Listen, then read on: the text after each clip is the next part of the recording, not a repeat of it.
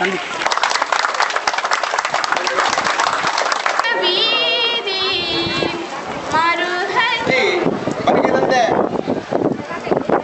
எமது கிராமத்தின் வளர்ச்சி எமது கிராமத்திற்கு வந்திருக்கிறார் என்றால் அவருக்கு நாங்கள் என்றென்றும் அவருடைய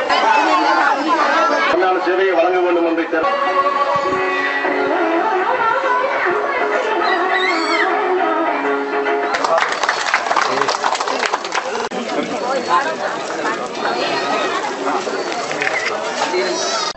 வருடமாக நாங்கள் எதுவித அபிவிருத்தியமற்ற நிலையில் யுத்தத்தை மாத்திரம்தான் நடத்தி கொண்டிருந்தோம். ஆகவே இந்த யுத்தம் முடிவடைந்து எங்களுடைய மண் மீண்டும் மீட்கப்பட்டு இன்று ஒரு குறுகிய காலம்தான். இந்த குறுகிய காலத்துக்குள் பாரிய குறைபாடுகள் இருக்கின்றது.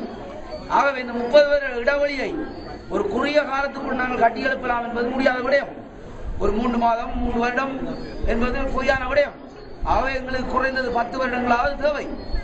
ஆனால் நாங்கள் கட்டமாக வளர்ச்சி அடைந்து வருகின்றோம். என்று பாருங்கள், எங்கள் இளைஞர்கள் கைது செய்யப்படுவதில்லை, கடத்தப்படுவதில்லை. இரவில் எந்த நேரமும் விவரம் போகலாம் வரலாம். ஒரு பெண்மணி நடந்து போகலாம் ரோட்டிலே. அந்த அளவுக்கு பாதுகாப்பு உத்தரவாதம் உங்களுக்கு வழங்கப்பட்டிருக்கின்றது.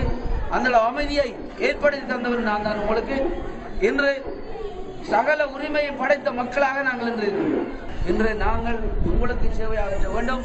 நான் எடுக்கிற முடிவு ஒன்று எங்களுடைய மட்டக்களப்பு மக்களின் அபிவிருத்திக்காகத்தான் இருக்கும் என்பதை நீங்கள் மறந்துவிடக்கூடாது. என்றால் நீண்ட காலமாக உங்களுக்காக உழைத்து வருகின்ற ஒருவரால் நாம் மாத்திருந்தான். அதுக்கிடையில் வந்தவர்கள் தான் தற்பொழுது நான் தெரிகின்ற எல்லாரும் ஆரண்டாம். ஆகவே இங்கு அண்மையிலே பலகாமத்துக்கு எங்களுடைய ஆனந்த சங்கரியா வந்து போனதாக நான் அறிந்து கொண்டேன். ஆகவே இது போன்றவர்கள் எல்லாம் தற்பொழுது தாண்டு கொண்டிருக்கிற கப்பல் அதிலெல்லாம் ஏறி ஓடி சவாரி செய்ய நான் விரும்பக்கூடாது. என்றால் எங்களுடைய மண்ணை கட்டி எழுப்புறதுக்கும் எங்களுடைய மண்ணை காப்பாற்றுறதுக்கும் எங்கட மட்டக்களப்பானுக்கு ஏலும். இது இல்லைன்னு சொன்னா அவங்கள நாம போட அவங்க. ஆகவே இன்னொரு தலைமைக்குள்ள போய் இருந்து கொண்டு இன்னும் பல துன்ப துயரங்களை சந்திக்கிறதுக்கு நாங்கள் தயார். ஏன்னா எங்கள் இளைஞர்கள் யாருக்காக பலி கொடுத்தினாங்க?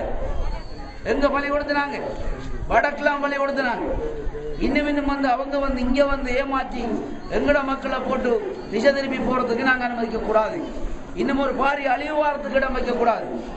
ஆகவே இன்று நாங்கள் 30 வருடமாக உங்களோட இருக்கிறோம், உங்களோட பெண்ணி பிணைந்து இருக்கிறோம். இந்த மண்ணில் பிறந்தவர்கள். ஆகவே எங்களுக்கு தெரியும் எவ்வாறு இந்த மண்ணை வளர்க்க வேண்டும், எவ்வாறு இந்த மண்ணை கட்டி வளர்க்க வேண்டும், அபிவிருத்தி வைக்க வேண்டும், எவ்வாறு எங்கள் குழந்தைகளின் கல்வியை வளர்க்க வேண்டும், பொருளாதாரத்தை வளர்க்க